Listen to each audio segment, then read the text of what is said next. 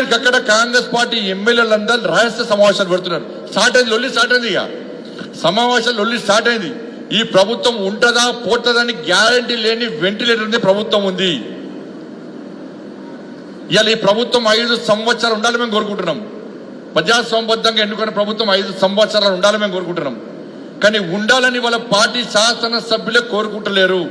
పైన టాప్ 5 మంత్రులు మాత్రమే లాభపడుతున్నారు తప్ప కింది స్థాయి శాసనసభ్యులకు ఎవ్వరు కూడా కనీసం సంతోషం లేదు, గెలిచిన సంతోషం లేదు, కనీసం ప్రజలకు సేవ చేద్దామంటే ఒక పైసా ఇస్తలేరు, నిధులు ఇస్తలేరు. ఇవాళ ప్రజలు తిరగబడే పరిస్థితి వచ్చింది. కాబట్టి ఇటువంటి పరిస్థితుల్లో ఇవాళ వాళ్ళ పార్టీలోనే వాళ్ళలో పడిన గందరగోళం స్టార్ట్ అయింది. కాబట్టి ఈ ప్రభుత్వానికి నూకలు జల్లినాయి. ఎప్పుడు ఎన్నికలు వచ్చినా కూడా ఇలా భారతీయ జనతా పార్టీ గెలవబోతున్నది. ఇక 10 మంది శాసనసభ్యుల సుప్రీంకోర్టు జడ్జిమెంట్స్ కూడా వస్తే అవకాశం ఉంది. ఆ 10 సీట్లలో ఎన్నికలు వస్తే 10 సీట్లు ఎన్నికలు వస్తే 7 సీట్లలో భారతీయ జనతా పార్టీ గెలుస్తుందని చెప్పి ఇప్పుడే సర్వే చేస్తాం.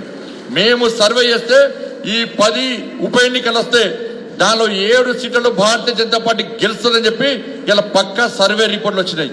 కాబట్టి ఎక్కడ ఏ ఎన్నికలు వస్తే కూడా ఇలా భారతీయ జనతా పార్టీకి అనుకూలంగా ప్రజలు తీర్పు ఇవ్వడానికి సిద్ధంగా ఉన్నారు. కాబట్టి స్థానిక ఈ సంస్థల ఎన్నికల్లో తీర్పు ఇవ్వడానికి సిద్ధంగా ఉన్నారు. కాబట్టి ఇలా ఈ ఎమ్మెల్సీ ఎన్నికలు మీకు అంది వచ్చిన అవకాశం.